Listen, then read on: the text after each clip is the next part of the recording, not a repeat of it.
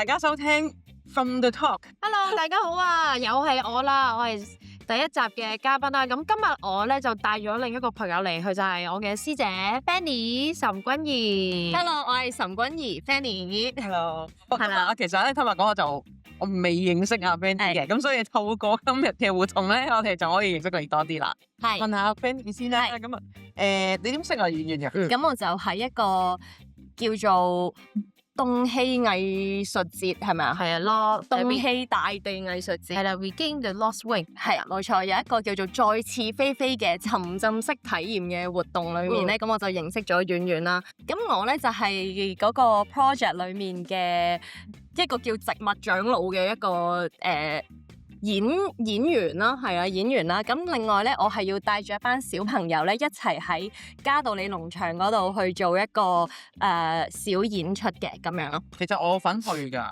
我嗰日喺度㗎。佢係有我幫手，喺山上邊，我幫手咁樣嘅。咁我哋喺某個空間裏邊就見咗。我喺山腰位，我喺中間，係啦。係啦。咁啊，問下你，咁你其實都畢業咗一段時間係咪？你話係2013，我係2013年畢業嘅，係。咁所以我哋相隔咗啱啱9年。唔係，其實我一早都久仰佢嘅大名㗎啦。我係咁樣嘅。其實咧，我唔係細個，即係我2013年定唔知14年，跟住其實我都睇過佢嘅演出嘅，所以都對佢好印象深刻啦。同埋都聽講佢係一個好斯文嘅靚女咁樣，即係所以知道你係粗獷嘅，係粗獷嘅男士。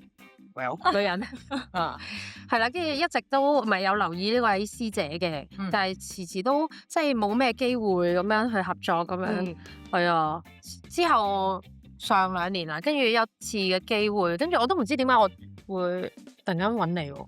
其實最主要係因為嗰陣時要處理嗰班小朋友嘅教班嘅工作嗰啲嘢啦。係啊，係因為咧點解諗起呢個咧？因為我哋係咪話我係其實一早揾咗係做木偶師嘅，跟住我哋係諗咗有啲咩人可以又做到木偶又做到戲劇嘅，跟住係唔知點樣咩原因，跟住就諗起你咯。係啊，我記得啦，好似係你哋突然間需要多一個識木偶而又可以教到小朋友嘅一個人咁樣。同埋你之前係有去 casting， 係冇錯，係啦，所以就有你喺度咯。咁我喺個 casting 嗰度，我都有做少少偶嘅表演咯，喺個 casting 度。咁 Fanny 老師其實可唔可以話俾我聽木偶？偶即係咩啊？係做啲偶係做啲咩嘅咧？偶係偶係有分好多種嘅。咁點講咧？偶係做啲咩啊？唔知大家有冇睇過一啲例如芝麻街嗰啲咁樣嘅電視節目啦，即係以前啦。其實我之前咧就喺一個叫做偶有佳作嘅劇團嗰度做咗好耐。咁就係最主要就係做一啲兒童嘅木偶劇嘅。咁裡面會有好多唔同嘅開口偶啦，即係就係芝麻街嗰種叫開口偶啦。咁另外有啲咧就係唔開口嘅，但係咧就一支棍，即係好似支咪咁樣，咁就篤住個頭咁樣，咁我就喺度咁樣撐住隻偶去做嗰啲叫做撐杆偶咁樣。咁或者有一啲影子偶我都有做過嘅，咁就係喺個通常教班嘅時候會用多啲，就係用高光機去打個光，咁就教啲小朋友剪嗰啲影子偶啦，咁佢哋就可以喺個高光機前面做咁樣。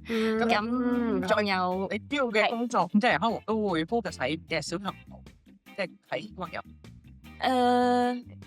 其實我唔係專登 focus 喺做小朋友嘢嘅，但係唔知點解我嘅呢10年裏面係有80%都係關於小朋友嘅嘢嘅，咁我自己都覺得我幾適合做小朋友嘅工作啦，或者演出啦。我係好吸小朋友嘅，即係好啲小朋友會好主動過嚟撩我玩啊咁。而我自己都好中意佢哋。佢哋會令到我好開心，我覺得佢哋好得意。如果我係小朋友，我都會過去咯。即係如果有老師揀咁樣揀佢咯。婉婉啊，點解你會帶咗我去呢個地方嘅？今次咧帶你嚟長沙灣呢一間學學啊，佢唔單止係 cafe 啊，仲係4層連天台，有旅行主題嘅 book cafe。上多幾層咧有書店同埋活動室，佢定期咧都會搞啲文藝嘅講座嘅。2位老闆咧係旅行嘅發燒友嚟嘅。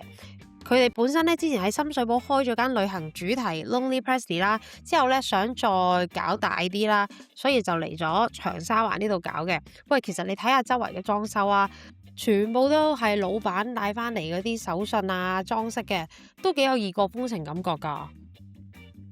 嚟到呢度梗係要試下啲特色嘅飲品同埋食物啦。嗱，一定要推介係呢一個土耳其咖啡，好鬼正噶。最主要都係將啲熱沙堆起佢，咁樣咧就令到佢個受熱會平均啲、穩定啲啦。咁樣就令到個咖啡會好飲啲咯。咁佢煮起嘅時候咧，佢就會慢慢咁樣沸滾，咁樣漲起咯。因為土耳其咖啡粉咧，佢偏向係要用啲 dark roast，就冇限定嘅地區嘅，咁佢偏向比較甘苦咁樣煮咯。我哋就會用凍水嘅，咁因為凍水煮嘅話咧，個浸泡嘅時間會耐啲啦。咁浸泡嘅時間長，就對於個咖啡嘅口感同甜度嚟講都會比較好嘅。因為如果用熱水煮嘅話咧，佢會好快滾起，咁佢就會變咗要滾2-3次，咁你先至會煮到個 body。但係滾2-3次嘅時候咧，同時間就會好似出現咗咖啡嘅唔好嘅味，就會 over extract，佢就會有啲甘苦咁樣樣。其實佢係屬於由咖啡 creamer 有部分，即係 espresso 嗰陣 creamer， 其實同個類型嘅嘢嚟嘅啫。好，我哋出杯啦。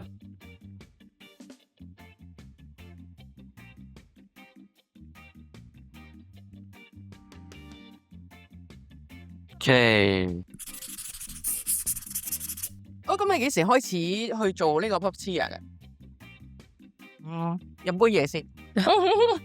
講翻遠古嘅時間，喺我細個嘅時候，我就係睇好多芝麻街嘅。其實冇啊，其實我冇嘅，我冇嗰啲咩。哎呀，我細個就好想做一個木偶師嘅，其實唔係呢啲夢想嚟。我細個係好想做一個舞台劇演員，呢個係舞台劇演員係我嘅夢想。但係木偶師唔係嘅，我根本就冇諗過，都唔識呢樣嘢。係機緣巧合學咗定係點樣啊？咁我嗰時就係睇《小雪人與太陽花》，咁就係一個劇團叫偶有佳作嘅劇團。咁嗰個戲咧，我係睇完之後，我係喊到黐咗線。我直情喊到咧，喊到腫晒。咁佢係講一個講關於再見嘅故事啦，即係太陽花同一個小雪人嘅友情嘅故事嚟嘅。咁而太陽花喺溫暖嘅地方生長㗎嘛，咁雪人就係冬天啦。咁但係有嘢機會佢哋成為咗朋友喎。其實佢哋係唔可以 last 㗎呢段友情，即係佢哋係要分開嘅，即係有一個生存到，另外一個就會冇；另外一個生存到，另外一個就生存唔到咁嘅嘢嚟嘅。咁哇咁樣嘅，同埋咁 amazing 嘅咁可以，咁我就記咗入腦啦。咁到我畢咗業嘅時候咧，就我有一個師兄，咁佢就喺呢個劇團度做開嘅，佢就話：喂，我咧介紹你去做呢樣嘢啊，咁樣，咁我就去咗，好啦，咁去 audition 啦，去見下咁樣啦，咁就，佢又揀咗我喎，咁就去參與咗第一次嘅呢個木偶劇團嘅演出啦。再跟住咧，即係嗰次係試下，即係我第一次參與一下，但係我就嗰次發現咗原來我係好適合做呢樣嘢，因為我好大力，我好大力。咁之前我係會覺得，哇，即係你咁大力，其實我冇諗過咁大力係原來有用，就係因為你一夠力咧，你先至有空間去令到嗰隻牛有位喐啊。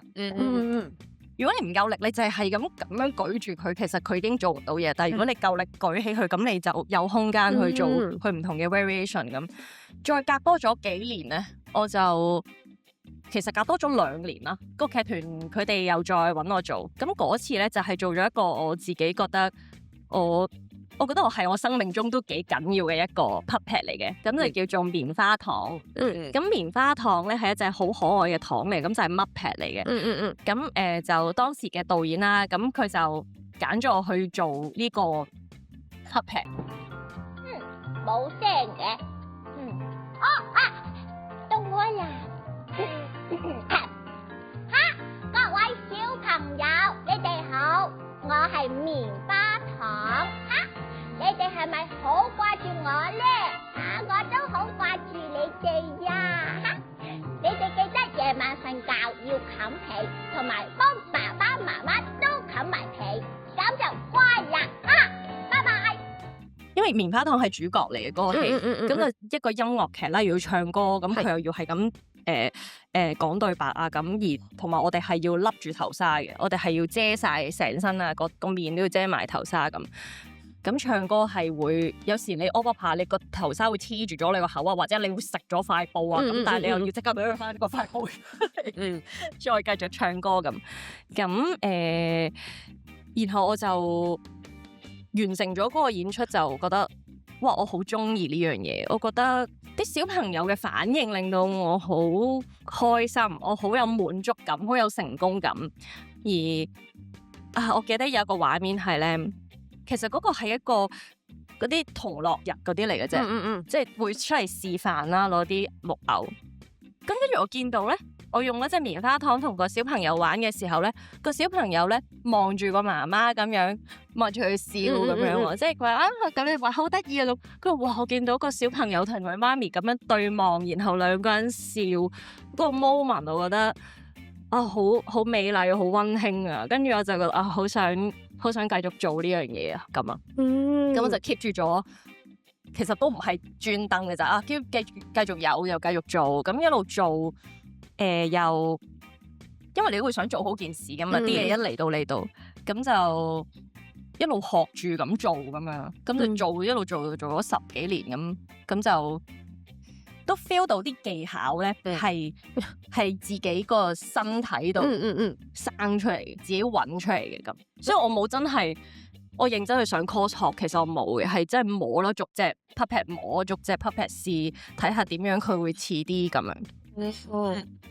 咁但係你本身除咗木偶嗰一 part，你自己都有繼續做舞台劇。我13年畢業啦，咁即係freelance 咗2年，就覺得我今年我想試下咁樣啊，咁我就去 in 啦，咁跟住就同樓請咗我，就請咗我做呢個駐團嘅實習演員，咁我就入咗同樓度做咗1年，咁嗰年我都係學到好多嘢嘅，即係主要係好多後台嘅嘢我都要跟啊，因為即係或者喺個 studio 裏面嗰啲咧，即係個冷氣機啊，嗰啲電器啊，即係我識得分電器鋪同五金鋪咯，原本係唔識分嘅，即係我會去咗五金鋪度想買拖板或者電掣嗰啲啦，但係其實原來唔係嘅，即係原來係咁啊，原來係我零知識啊嗰陣時，咁又喺個 studio 度又游啊咁樣，咁又。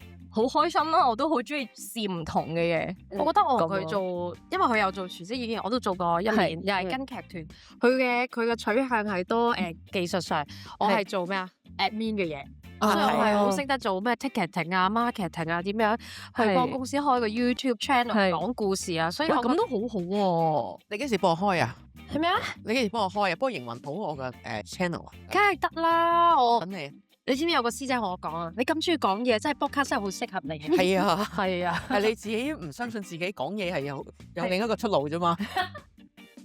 唔係之前咧，我上個星期係有個即係娛樂圈嘅前輩啦，即係而家佢都冇做，即係電台嘅前輩啦，都喺度講啊，婉啊，你做多啲 podcast 啦，幾好啊，咪繼續做咯咁樣。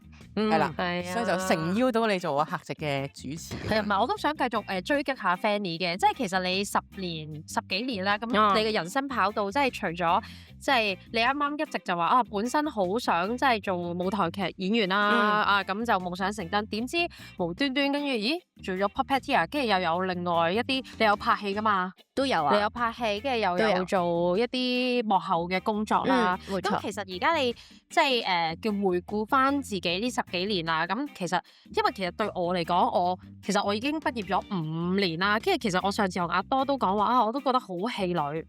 都其實我係咪應該係時候都要關心你啊？退休係啦，即係環世界咁樣。咁其實有啲咩推動力係令到你你10幾年你仍然都係即係可能真係 touch wood，真係一個低收入嘅水平嘅狀態下維持10幾年喎。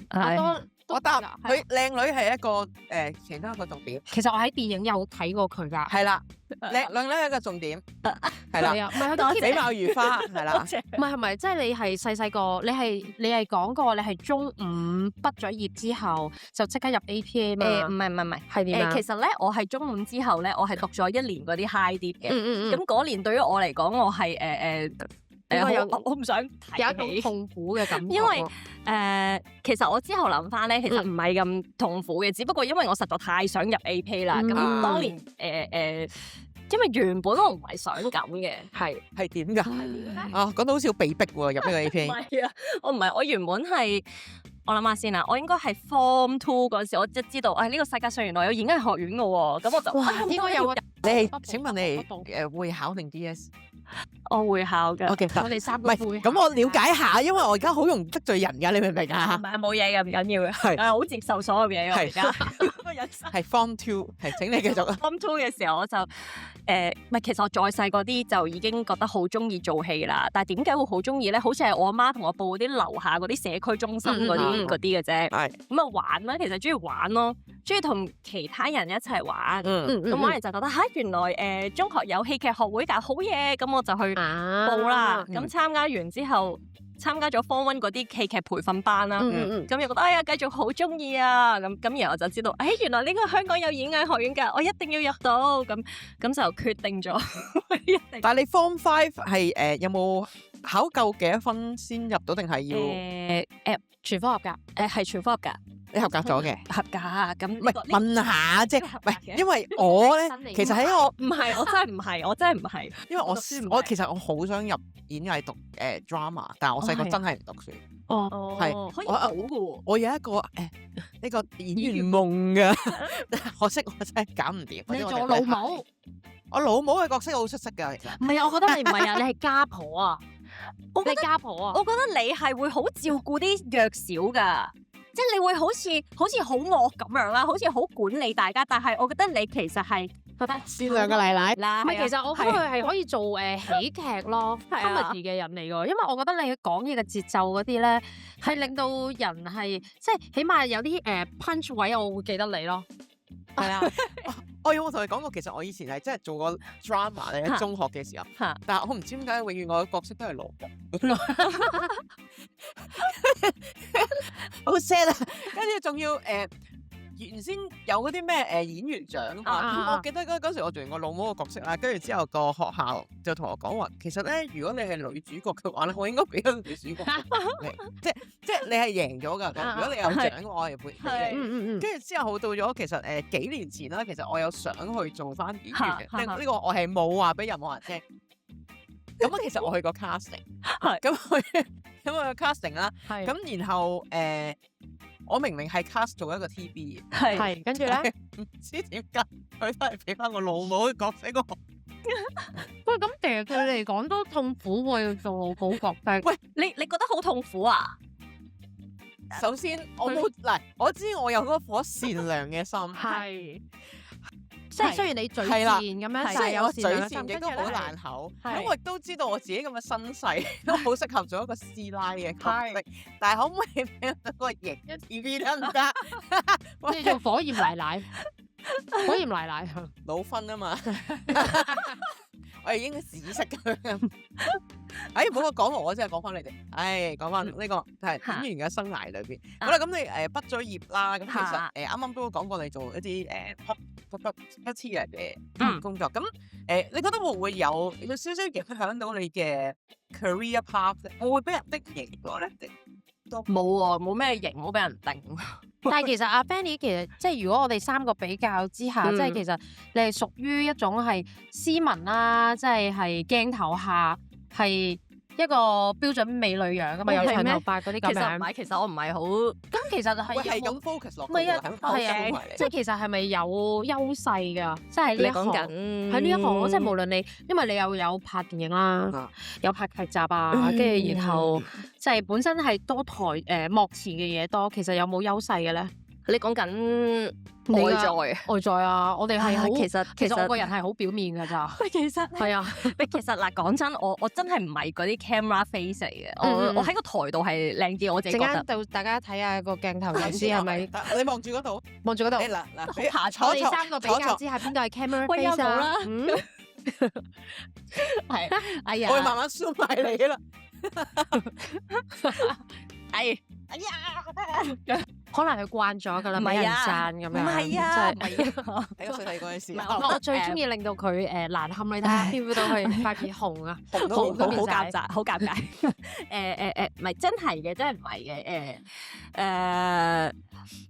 唉，我都唔知講咩，突然之間。唔係，但係其拍手實都唔係，即係認真咁問，即係其實會嗯唔會有優勢咧？即係個優勢優勢啊係，即係譬如即係如果我我覺得睇下咩角色啦。咁咁最輸一定有份啦，咯，係嘅。如果係咁嘅都係。咁但係呢個世界上實在太多靚女啦，係即係太多演員啦，真係。咁但係所以靚女又識做戲，真係少啲喎。我咯，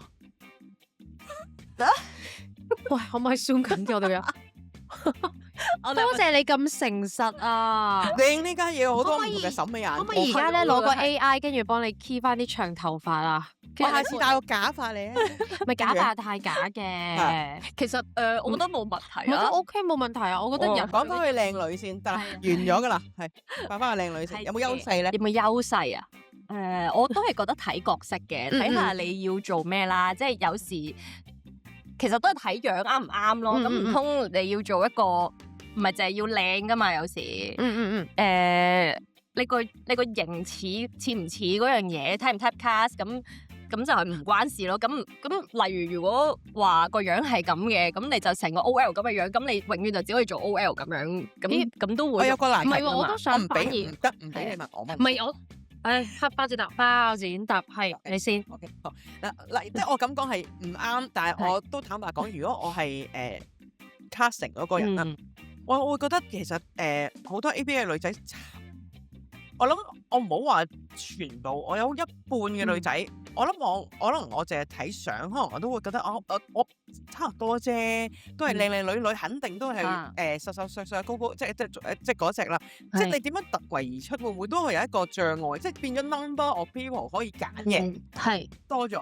其實咧，我啱啱都係想問呢個問題，即係其實雖然啱啱外表即係對你嚟講係有我哋個，即係我哋眼中就係一定有優勢，但係其實都有一個叫障礙㗎嘛。係咯，係啊，即係我咁多人揀，我做咩要揀你咧？好平凡啊！即係因為個個都係你，除非你靚到突然間你真係超級靚好標青嘅，即係你一係就靚到咁，你一係就個樣係好特別嘅，好有自己個人特色嘅。但係如果你真係個平凡地個樣唔差啦咁樣，咁好似好就係我見唔到你咯，因為大家都係即係一個霓虹燈射霓虹燈，一個招牌一嘢砸死幾件。係啦，咁樣咯。咁其實我都冇諗咁多呢樣嘢嘅，即係因為你係諗唔到㗎，你唔會預計到人哋要咩，或者人哋睇唔睇到你裡面有乜嘢唔同。而我係好相信，其實每個人真係唔同，就算你就咁睇表面，個個都差唔多係咁嘅靚女樣啦。咁但係總會有一啲嘢係唔同噶嘛。不過人就係每個人都唔同噶啦。咁你唯有就係我做我覺得自己最 charm 嘅一面俾你睇，或者我認為個角色係點嘅，咁我就做盡佢，我就做啦。做我做到嘅嘢，咁然後其他嘢我唔理啦，你揀啦。即係你覺得我適合嘅，咦？我見到你有某一種可能我個人本身有啲神經質，所以我見到佢裡面其實有啲神經質，而佢其實有種脆弱，然後又有啲倔強嘅喎。咁然後我又睇到佢咁我就係要呢樣嘢啦。咁你係唔知嘅，都計唔到嘅。千祈唔好諗人哋諗咩，呢個係啊，內耗。你問咧，我而家想再問下，即係其實關於其實你都話你係一個會經常 casting 嘅演員啦，咁其實有冇一啲 casting 嘅經驗係，即係你喺人哋嗰啲導演嗰啲口中話，哇，你咁靚女，其實都唔係好識做戲啦，即係有冇聽過呢啲咁嘅説話？會唔會咁樣講嘢？唔係啊，我想分享下我細個 casting，啲人話你靚女，唔係，佢話我矮啊。咁佢話我矮，其實你咁矮，其實都做唔到咩主角噶啦。係啊，我想稍後先話俾你知，係我哋即係我哋 APA 嘅人嚟嘅。我係對我嚟講係影響，心諗下我矮啫，咁樣唔係上唔到台嘅。但係你咁樣喺我面前咁樣講，我覺得係一種面咯。所以我都想知道，即係人身攻擊喎。係啊，即係其實你有遇過呢啲咁嘅嘢啫？咩啊？ casting 係讀唔係啊！我以前細個咧，我有去玩其他劇團嘅，咁其實嗰個人都係嚟自 APA 嘅，咁即係講咗呢句，其實對我嚟講都係啊，到而家我都係有一種覺得外表啫嘛，即係其實外表我冇得揀，但係你講埋啲咁嘅説話係令我都覺得有一種好傷害我，咁我而家都仲記得嗰個感覺嘅，咁所以我就會問下，即係其實你雖然我哋就話你似靚行兇啊，但係其實對於即係你個外表，即係其實我都知道有呢樣嘢，咁其實你會唔會有焦慮啊，或者係一啲即係會覺得焦慮啊？有曾經有呢啲係咯，類似呢啲咁嘅狀況。有啊，成日都容貌焦慮嘅。而家好啲嘅，以前細個啲嗰陣時咧，好在意。我讀緊 AP 嗰陣時在意好多嘅，即係成日覺得自己肥咯。即係話大家，因為所有女仔都好瘦，咁其實我骨架係大嘅，即係好橫嘅個膊。咁一對比之後就覺得，哇！我覺得自己好大隻啊！咁同埋嗰陣時再細嗰啲咧，咁我人又再肥啲、再脹啲、再包啲嘅時候，咁就成日覺得自己好醜樣。一照鏡就唔得，我太大隻啦，我好肥啊，好醜樣啊，咁就係咁減肥咯。即係讀緊書嗰陣時，咁啊減到係有飲食失調症嘅嗰陣時，直情。咁係亂晒㗎啦！嗰個飲食嘅狀況係搞到我身體好差嘅，但係又唔想俾人哋知道自己係咁樣，因為覺得好醜怪啊！俾人知道自己原來你又暴食，跟住又厭食，跟住喺度反覆咁樣，好唔靚啦！總之成件事咁，因為都係貪靚嘅，即係於是就嗰3年都係 keep 住呢一種亂咁反覆、亂咁減肥咁嘅狀態。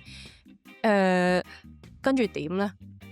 跟住係去到越嚟越大個啦。近呢2-3年都唔係淨係呢2-3年，其實都好多年。我諗都4-5年。近呢4-5年咧，開始慢慢咧建立翻你啲內在嘅自信。其實係自信嚟嘅啫，即係唔係你嘅外在係點？其實你嘅外在無論肥同瘦，點解你會覺得自己好醜？其實純粹都真係你自己喺度覺得自己唔好，覺得自己冇任何價值。應該話內心嘅光芒。係啊，所以我都相信係一個人好自信係靚啲嘅。係啊，自信真係好緊要。阿多你好靚啊，梗係啦。即係我啱啱想講話靚女有包袱嘅，跟住我想講我淨好啦，大個包袱啦而家。唔係，我想講你頭先講咧矮咧，跟住俾人話矮咧，其實咧高都唔係真係成日都好好噶，因為你會 matching 噶，即係你高過個男仔，因為其實你係冇得，你係唔會中 cast 噶。如果有某啲嘅，咁我想問你係 casting 嘅導演，你都話睇過咁多，咁你係？喂嗱，坦白講，我點解頭先問你啲問題？係，如果我有5個女仔同你差唔多樣入，我真係未必記得你。係啊，係啊，呢個就係慘嘅地方咯。如果你點樣揀啫？除非佢有啲嘢係好特別，可能佢嘅口音好特別。係啊，即係口音都可能有啲 ABC 嘅音，可能甚至係一個拍4。哇！即係有啲咁。如果係一個普通香港人嘅口音咧，又可能又會減分喎。倒翻轉頭，你要有一啲嘢好突出咯，總之嗰啲嘢。Fanny，你覺得你自己即係如果芸芸嘅女仔入邊，即係其實你覺得自己有啲即係咩 character 嘅特質係令到我哋真係記得你？因為我有上次第一集有同阿多講過，因為我係睇咗我啲片之後發覺，哇！原來我講嘢咧又惡啦，又倔啦。即係我先知道原來我係咁嘅，咁你覺得你自己有啲咩特別嘅嘢？上次你戴咗一副好病嘅口音啊嘛。唔係，但係其實我哋兩個都病緊嘅而家都，所以其實都冇。聽唔聽到我把聲有啲文種你咁樣？就準備好翻。有咩特質？係咯。即係好似今日阿月月都帶咗個骨膠原裝嚟啊！因為上次我投訴喎，因為咧之後咧去拍片嗰啲同學，我啲朋友咧全部都化晒妝咁樣，跟住佢水我咯。其實咧普通傾偈㗎咋嗰啲咁樣。咁係普通傾偈啊？咁原來普通傾偈都要上鏡啊嘛。咁你有內在美嘛？啱講嘅唔係咁講。嬲咗真係。啱啊！你個光喺裏邊發出嚟。咪咯，又要漆黑中嘅螢火蟲。咪係。而家又嚼住嘢啦。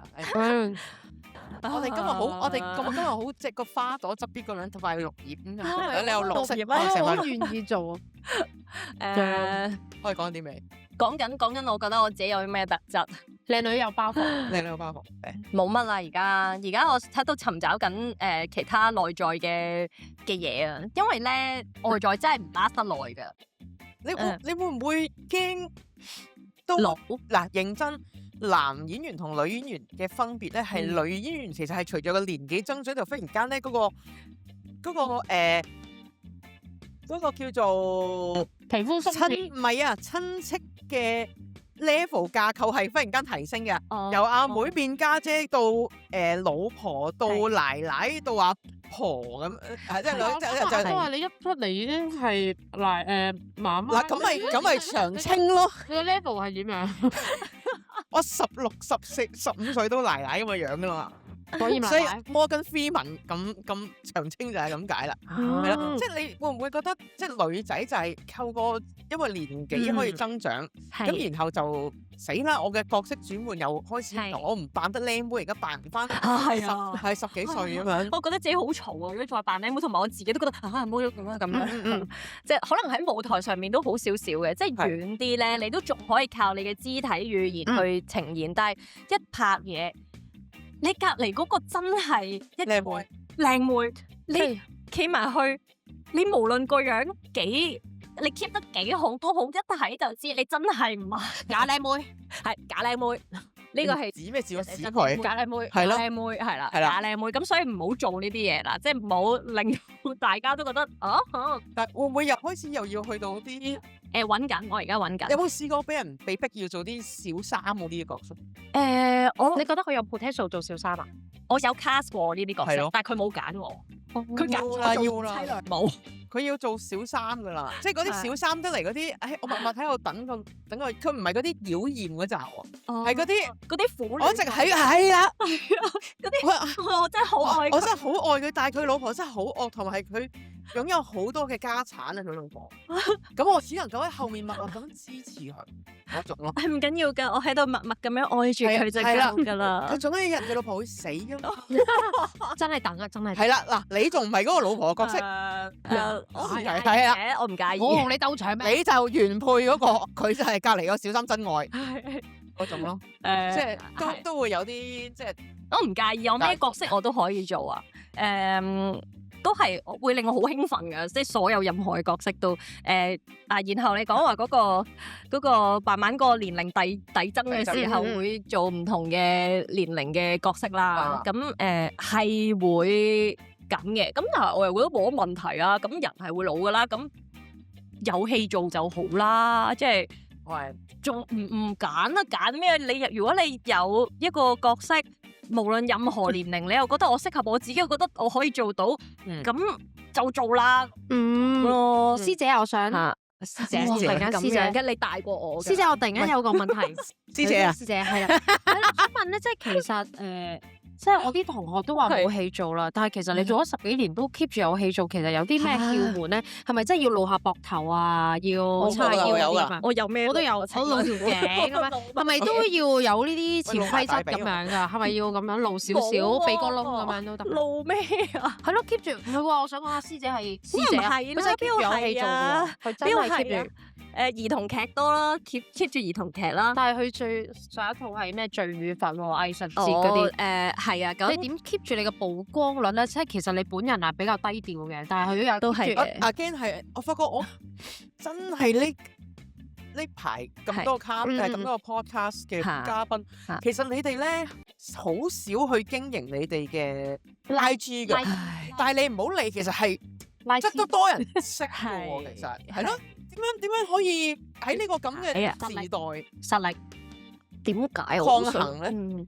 哎呀，其實我都有嘗試下經營嘅，但係其實真係有少少唔叻啊呢方面，即係好似又唔知道，唔係好識得點樣去sell 自己，或者好似有種好似唔係咁好嘅，會有種呢種。唔係，我發覺演員咧嗰種厚面皮只限於喺台上面，喺台下面係唔係好得嘅？係好怕醜嘅，其實真係又唔係好想俾咁多嘢嗰啲自己嘢俾人知咁樣。都係㗎，我覺得都係啊。係咪你要我哋經營嗰啲IG 嗰啲？唔係啊，大家好啊！唔係啊，我就係想表現你哋嘅醜態。可以被捕捉咯，即係被捕過嚟捉我係啊過嚟啊！ OK 而家咧係我哋嘅拍攝嘅背後嘅花絮嚟嘅。嚟啊你睇你入嚟啊！哇！但係你唔覺好似而家咁樣，即係 podcast 做翻轉頭係即係第一舒服啲，同埋即係講到多。我覺得咁樣好好咯，因為咧，如果你叫我自己咁樣對住個鏡頭喺度講自己話啊，其實咧我係點點點，我識得乜乜乜，我識得乜乜乜，我唔係唔想講，係我唔知點解我腦會空白咗，我會就係講唔到啦。但係咁樣傾偈咧，就大家都好似。因為舒服啊嗰個環境，實不相瞞啦。頭先我哋好早之前我哋拍過一小段，但我發覺兩位咧好似嗰啲清談節目嗰啲婦女爭尖咧，係你好啊！今日我哋就係咁啊，嚟嗰個地方就話唔得，就拍個唔俾啊！導演話係梗唔俾啦，係咪先？好，不如我哋玩啲遊戲好嘛？梗係好啦。又緊張又刺激嘅遊戲環節。我最中意玩呢個遊戲，呢個咩嘅遊戲？咁上次咧，阿婉婉已經玩過一次啦。咁咧其實係一個劇本嚟嘅。係。咁我就會問你一粗嘅問題啦，咁你就答翻我就得㗎啦。咁陣間就係我哋演繹出嚟。咁啊中間如果你需要 input 嘅咧係冇所謂嘅。OK。咁我哋即場 casting 係咪而家？好驚，好緊張。好，咁啊 Fanny 啊，我問你啦，或者兩個俾一個公司名我，嗰個公司唔定係即唔一定真嘅，一定真嘅，係豆豉鯪魚，到時做公司係咪？係啊，職業唔係，所謂職位，職位清潔，係咪啊？係咪啊？係嘛？呢個係俾個名咩名都得，即係嗰個人個名，攞邊神你，等埋先。汪炸舌，汪炸舌，春光乍泄，春光乍泄咗我見到。阿奶奶，使唔使唔係啊，幫手佢真係唔係好掂啊，大佬。不如等我幫你啦。得，OK。 OK 㗎俾個數目我，數目啊，任何數目8啊，億係數目1億，因為我記得張俊文嗰個係咩笑啊？地方，即係國家都得。四夫3萬。喂，點啊？你定佢啊？你講先。古堡咩社區3萬啊？社夫3萬啊！咩邊度？搞錯啊！咩嚟噶？搞錯啊！嗰個藍白色小鎮啊！搭20個鐘嘅飛機。形容詞猥瑣。我發覺婉婉已經知點玩啊！呢遊戲我睇過幾次啦。口氣清新。形容詞喎，清新咯，唔係真係清新咯。唔係啊，口氣清。OK，我係形容緊口氣嘅咁。你係啦，清新係嘛？係啊，清新啦。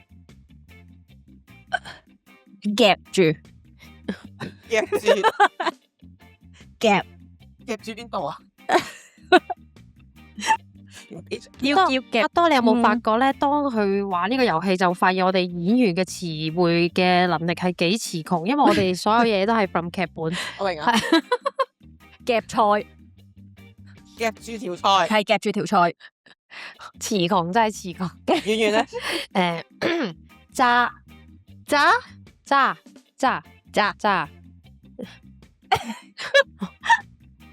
食物，南屋芝士定係茅屋芝士啊？茅屋芝士啊？sorry，茅。冬蟲夏草。OK，形容詞，形容一個人啊，騎呢，手不能順你啦，你嘅情緒，嬌嗲，交通工具，四驅車，直升機，揀一個，咩直升機？四驅車，四驅車咯。點解你個樣咁嘅？皺晒眉頭，唔知發生咩事。動作，得，你皺晒眉頭。數目，13805個1，物件，漂白水，動詞，壓，動詞啊嘛，壓落去嗰個壓，擠壓啦，擠壓。數目497。OK，親戚，契哥嘅舅母嘅表妹嘅仔嘅婆婆。好遠啊！諗緊個關係。形容詞。翹口插手。演員名。任何一個演員係真係有呢個人嘅。係羅拔迪尼路。好，最後一個啊，是第一個。你一個反應聲。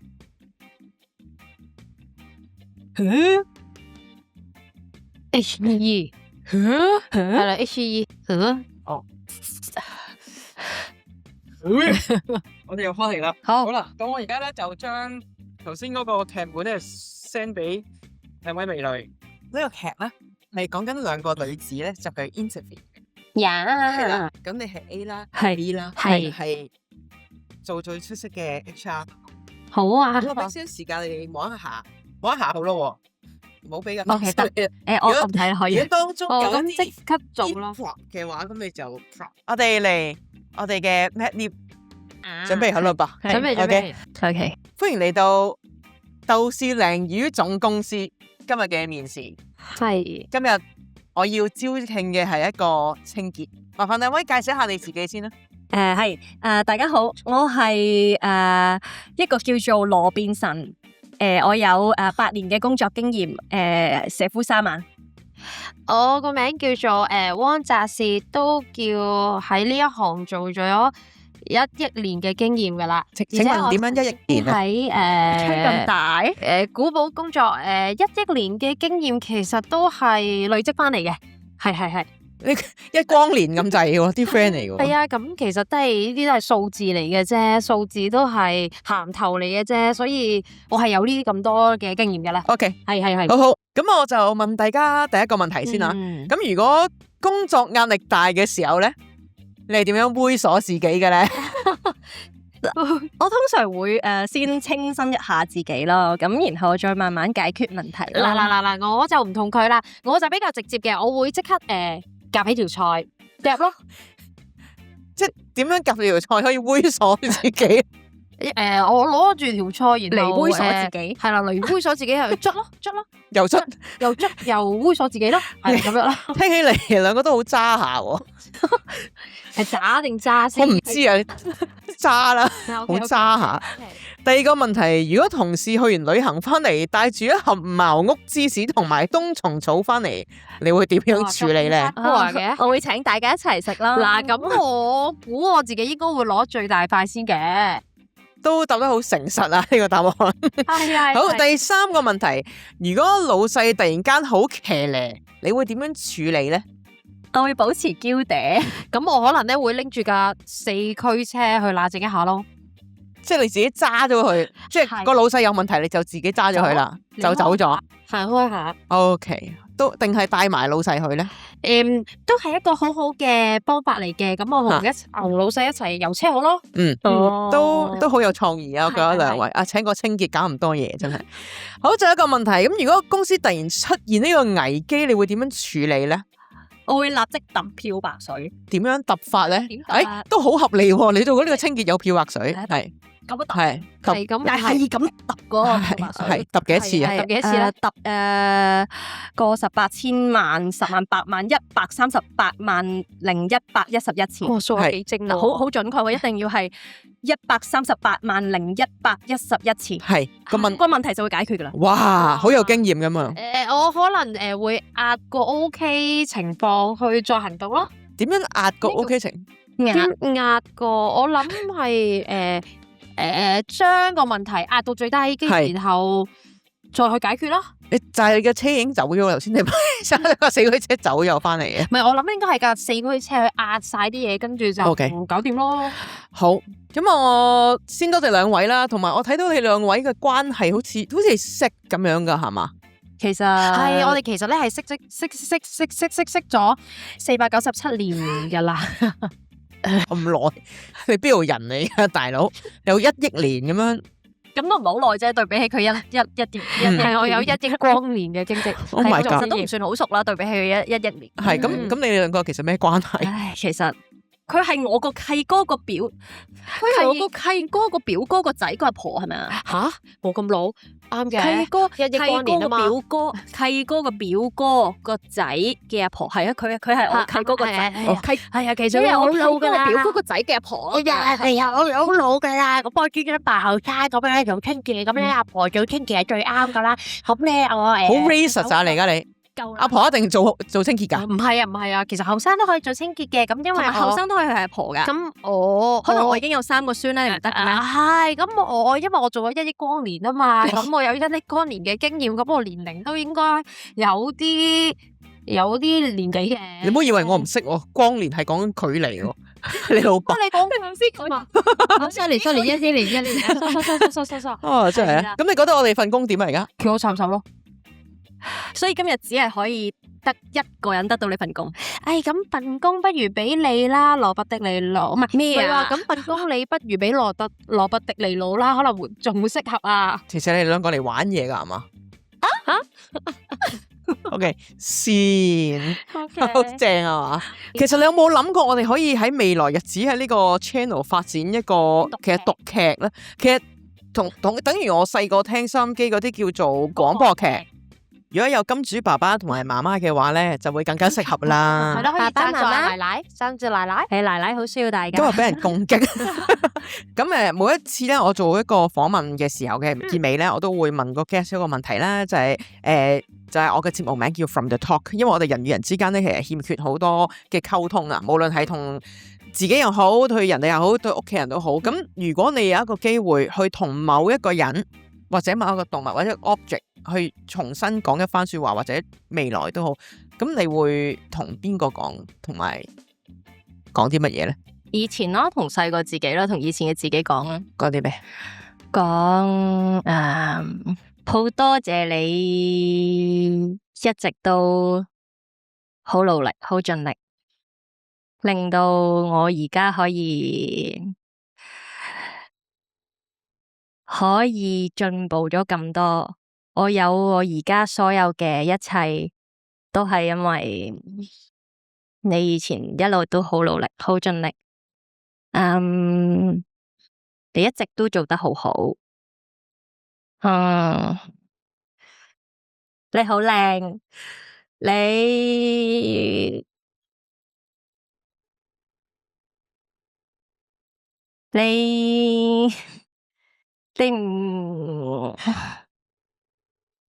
你唔使唔鍾意自己，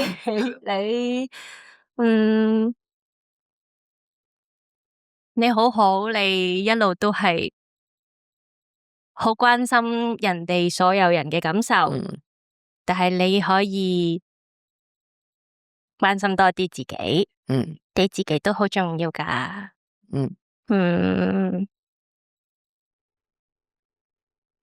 雖然有可能有好多困難，有好多唔好嘅事發生，好多好痛苦嘅事發生，但係你係好堅強嘅，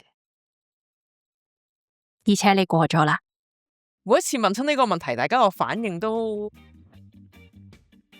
好唔同，但係又一樣咯。即係有一啲說話，有人係講同一啲屋企人啦，有啲人係同一個動物啦，咁有啲係同自己啦。咁係咪同自己講嘢其實都有難度？即係同自己坦白係咪有難？我唔係好難嘅，我成日都同自己傾偈嘅。但係點解反而你會話同細個講？你細個就係冇呢個同自己溝通去勉勵自己嘅勇氣？我覺得細個對自己好 harsh。我覺得細個就算同自己講嘢，都係鬧自己多嘅。都係咁不斷話自己做得唔好，講自己有啲咩衰，有啲咩差。但係而家我覺得唔可以咁樣。我覺得我要對翻佢好啲。好，佢太慘啦，咁實在。係你即係你對人你都唔會咁啦，你對你嘅朋友你都唔會咁講嘢啦。咁你點可以咁樣對自己啊？點解要咁樣鬧自己啊？係啊。咁我希望。雖然呢樣嘢好科幻，我成日覺得今日將呢件事錄音，可能某個時間、某個空間，可能你細個就會聽到呢番說話。係咪好虛啊？但係我覺得都唔係嘅，都有機會，因為有時我都會覺得有把聲音去同我講你加油啊，你俾心機，我成日覺得好似嚟自一個未來嘅人，guidance 咯，可能排除咗自己咁樣。做咩你咁感動？你又喊咧？冇喺度搶鏡頭啊！咁我喺度。好啊，唔係我覺得嗰個放過自己都好緊要，都真係。唔係因為我覺得咧，好似成日都你係真係好少會讚自己啊嘛。係啊，但係要讚㗎。係啊。你讚多啲自己各位，都好努力㗎，冇一個人係專登做唔好一件事嘅。其實每個人都係，即係你見到佢做緊嘅嘢，佢一定係已經盡咗佢當下嘅努力，即係可能做得未夠好啦，但係可能有其他唔同嘅障礙或者阻礙，令到佢嗰刻未能夠發揮到佢最好，但係佢當刻一定已經盡咗力㗎啦。咁所以我哋會識得去即係包容別人或者去欣賞別人嘅時候，都要咁樣欣賞自己，知唔知啊？係啊，你啊，係啊，又嚟啦！呢個情緒價值高嘅co-host 咁樣，咁啊，我哋多謝 Frannie 今日就同我去呢個傾偈啦，或者下次你帶我識新朋友都好啊，又可以今次呢個認識啊。